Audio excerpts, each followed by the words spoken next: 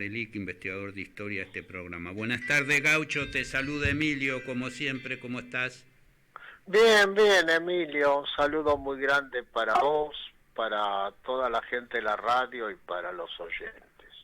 Mira, hoy vamos a continuar con el tema anterior que habíamos empezado con la Argentina posterior a Pavón, para ir comprendiendo, tratando de aproximarnos a cómo se llegó a 1880, que es un momento de inflexión de la historia argentina y de un acoplamiento de lo que es hoy la Argentina al naciente imperialismo, particularmente inglés y francés en aquel momento histórico. Pero eso se fue armando en un proceso largo, no fue de un día para otro, y tiene un punto culminante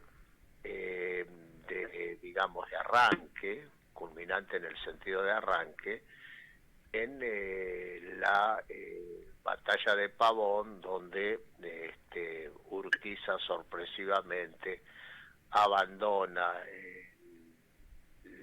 la batalla, el campo, y le otorga a las fuerzas de Buenos Aires el triunfo.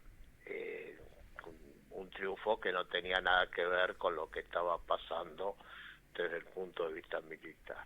Ahora, Gaucho, me surge una pregunta, creo que la hablamos en el programa anterior, pero para ampliar esto que vos estás diciendo, ¿cuál es la hipótesis, cuál es que dan los historiadores de por qué se retira Urquiza y entrega Entre Ríos, sobre todo por lo que viene después, ¿no? Es decir, que le entrega en bandeja el triunfo a Mitre. Sí, sí. Bueno, yo puedo dar mi opinión, pero no está saldado. Es uno de los grandes temas que tenemos que debatir los argentinos. Hay una corriente nacionalista que le reivindica incluso el asesinato de Urquiza posterior, que dice que en realidad Urquiza traicionó al programa federal y se entregó al liberalismo y a lo que era hegemonizado por el puerto y la aduana de Buenos Aires. Esa es una hipótesis que es un tema de estudio, porque sobre todo si uno mira posteriormente todos los caudillos provinciales que se levantan y que le piden ayuda a Urquiza y Urquiza se la niega, habría algo de traición. Claro. Una segunda lectura que no se contrapone es el tema de que, teniendo una idea parecida del país, había una subordinación de Urquiza a los intereses del puerto y de la aduana de Buenos Aires, y hubo un pacto político donde le dejaron Entre Ríos, porque los años posteriores las fuerzas de Buenos Aires aniquilan todo el federalismo del interior, pero con Urquiza y con Entre Ríos no se mete. No se mete, ahí va. Claro, ahí habría un pacto. Bueno. Y después hay un tema que nos metieron en la escuela, que Urquiza lo ponen como un prócer liberal, y no era eso, era un caudillo con un interés local, un terrateniente poderoso, si bien un terrateniente moderno porque trajo industrias, etcétera, etcétera.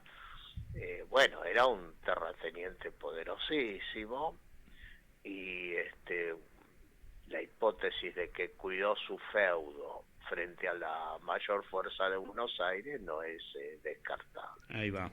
Bueno. Después, bueno, también en la guerra contra el Paraguay, Urquiza miró, no es que participó activamente, sino que hizo negocios vendiendo caballos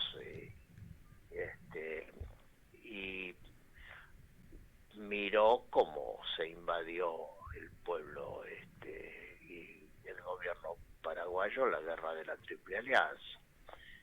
En fin, primero hay que bajarlo de ese pedestal federal, de pedestal federal y liberal que lo subieron en la escuela primaria, ¿viste? Bueno, una explicación. Por lo menos hay que seguir profundizando, como vos decís, pero son una hipótesis de su actitud, ¿no? Sí, es un tema, Este, un tema necesario aparte para comprender la verdadera historia como fue, ¿viste? Si no, es un tema necesario. Bueno, después de Pavón, del triunfo ese, el ejército de Urquiza queda, digamos, descolocado, desorientado, porque Urquiza se retira a Entre Ríos, quedan núcleos grandes de tropas del ejército de Urquiza, sin orientación y esperando una segunda vuelta, esperando órdenes, esperando, digamos, una contraofensiva que desde el punto de vista militar era posible. La batalla de Pavón se da en septiembre y en noviembre, o sea, prácticamente 2 meses después, las tropas mitristas que se encuentran con el triunfo avanzan invaden la provincia de Santa Fe. Ahí se produce en Cañada de Gómez uno de los hechos de las masacres más nefastas de la historia argentina que necesitamos reivindicarlas. Había más o menos 300 soldados de lo que había sido parte del ejército mitrista, y les caen de noche. Te imaginás, 2 meses después de Pavón estarían relajados, y en una emboscada los matan a 300 en una noche en Cañada de Gómez. Esto es un verdadero genocidio. Fíjate que hubo 300 muertos por el lado del ejército de Urquiza y prácticamente 1 o 2 por el lado de las fuerzas de la provincia de Buenos Aires. Revela que a pesar de que no fue un combate, no fue un enfrentamiento militar. A pesar de que se rindieron, los pasaron a degüello. Entonces, hoy vamos a hablar un poco de esto. Mucho más no se puede decir, salvo decir de que fue un genocidio. No fue un combate, no fue una batalla. Pero hay un argentino, un poeta que pasó a la historia como poeta, Olegario Víctor Andrade, que escribe bien cómo fue la persecución de los federales a posteriori de la batalla de Pavón, porque en la batalla de Pavón, ponele que Urquiza le regaló el triunfo a Mitre, pero el interior seguía siendo federal y seguía siendo opositor al puerto y a la aduana de Buenos Aires. Se dedicaron durante varios años, con una masacre de miles y miles de muertos, a liquidar todos esos brotes federales del interior por separado. Yo creo que un buen resumen para un programa como este que hacemos es lo que escribió Olegario Víctor Andrade, que pasó a la historia como poeta, pero esta es una consideración política bastante interesante que ahora vamos a leer. Y dejaríamos para la próxima grajea, para el próximo programa, la rebelión del Chacho Peñalosa y la guerra contra el Chacho Peñalosa. Con lo cual concluiríamos con Pavón, sus consecuencias y cómo marcharon a la guerra contra el Paraguay. Antes de que vos pase a eso, déjame decir un bocadillo, tampoco quiero alargarla por razones de tiempo, pero tiene que ver con uno de los responsables de la masacre de Cañada Gómez, que es el general Venancio Flores, Sí, sí. que es un personaje conocido, que hemos hablado de él en cuanto a la guerra de la Triple Alianza, el genocidio contra el pueblo paraguayo. Un tipo que tiene historia de carnicero con respecto a esto, de terrorista. Un poco yo lo he conocido a través de las conversaciones con vos, porque ya en lo que era el Uruguay en esa época, que él fue presidente, ya tuvo dos antecedentes de fusilamiento y de huello. Uno fue en 1864, en lo que es hoy el el departamento de Florida, que era la Villa de Florida. Ahí pasó a degüello a todos los que sitió. Y después en el sitio de Paysandú, que comandaba Sí. la resistencia por el general Leandro Gómez, que fusiló a todo el mundo. La verdad que era un E- carnicero Era su general. método. Eso es otro tema que, bueno, hoy no lo podemos No, abordar, no, quería pero acotarlo porque no, tiene que no, ver pero con este tema, ¿viste? viene muy, Que muy horrorizó a bien. los propios mitristas, entiendo. Sí, sí, sí. Eran carniceros que tenían una concepción que el enemigo que se rendía había que matarlo. Claro. Hay un libro que yo te recomiendo si te interesa este tema, Ricardo Mercado, que se llama Los Coroneles de Mitre. Ajá. Anotate si tenés Está bien. Sí, Ricardo sí, sí. Mercado, Mercado Luna sería. Mercado Ricardo Luna, los Mercado Luna, coroneles de Mitre. sí. Está Y bien. curiosamente, porque eran todos empleados de Mitre, Venancio Flores y todo eso, muchos eran de lo que es hoy Uruguay, ¿no? Sandes, Rivas, eran, digamos, opositores al gobierno nacionalista en el Uruguay y Claro. participaron del golpe de Estado contra el presidente Berro. Así es. Y acá hicieron masacres. Ese Sandes, aparte, la crueldad de Sandes, no solo que los mataba, sino que después los quemaba vivos, surgían leyendas de las carboneras, o como quemaba los cadáveres. Mirá vos. O sea, Tremendo. liberales de palabra, pero terriblemente represivos de hecho, Horroroso.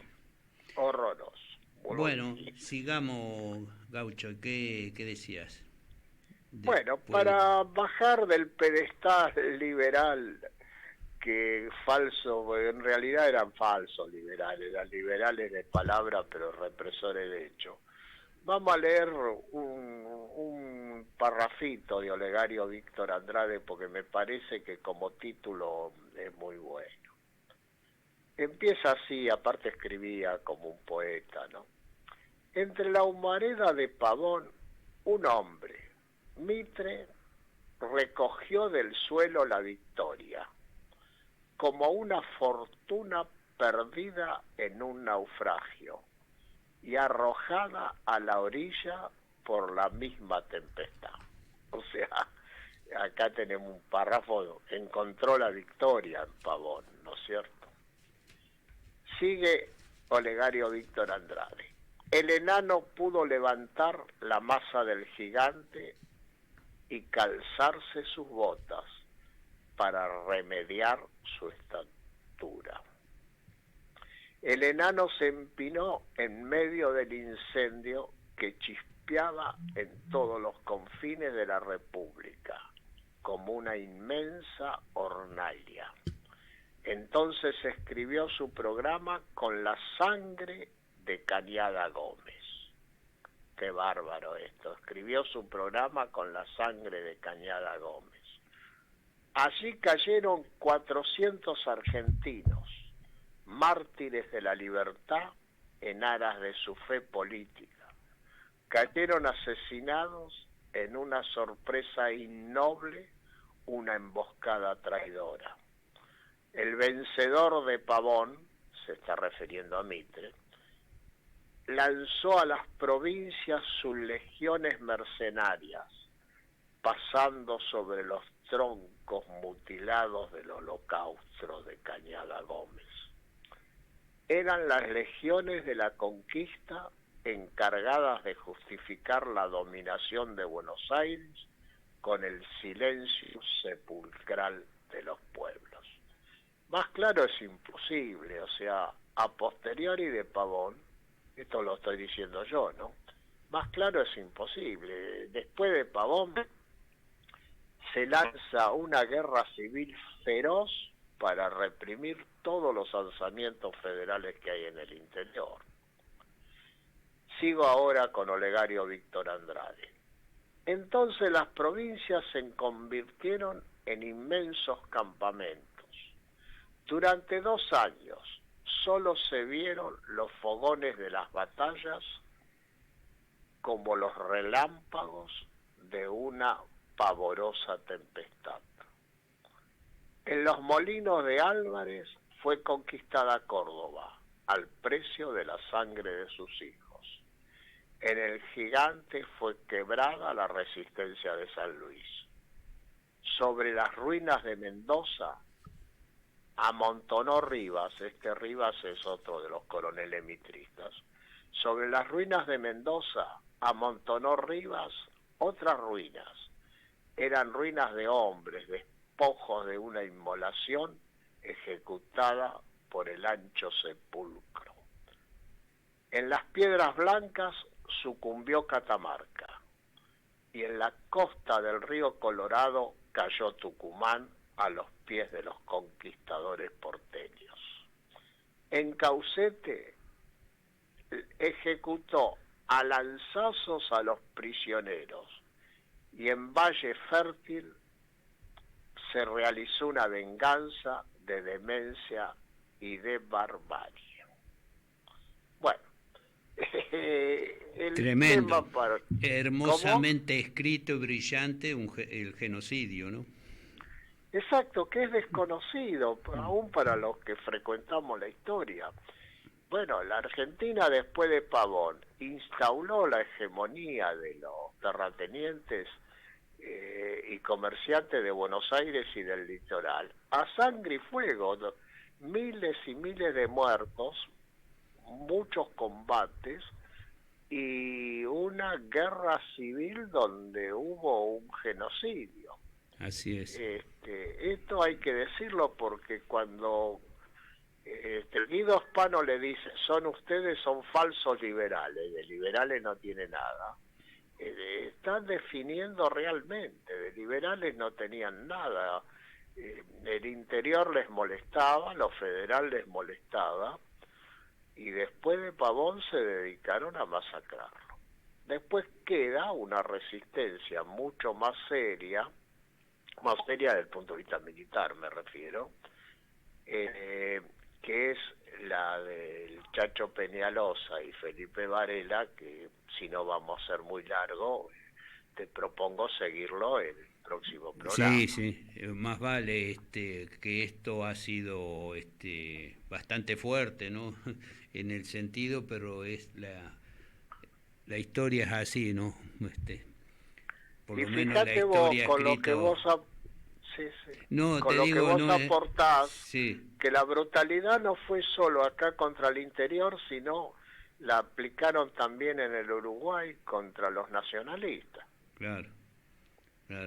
Sí. Fusilamiento y degüello, no dejaban testimonio de nada porque, viste, a veces y lo menos que tomaban es prisionero, porque en las luchas, en los combates se tomaba prisionero, incluso en la historia que después lo ponían a trabajar, lo esclavizaban, pero esto no tomaban prisioneros de los derrotados, los fusilaban o los degollaban. Bueno, y después pasaron a la historia como los que unificaron el país con banderas liberales. Así eso es. hay que Está bueno para enseñar la verdadera historia, ¿no? Sí, Como decía aquel, creo que era Alberti, la falsa historia es el fundamento de la falsa política. Exactamente. Así es. Exacto. Bueno, Gaucho, la seguimos el próximo miércoles. Te agradezco y te mando un abrazo y seguimos el próximo miércoles con esta Con, grajea de historia en la RAC. con todo gusto. Un abrazo para vos y para todos los oyentes. Buenas tardes. Mario Gaucho Garelic, investigador de historia.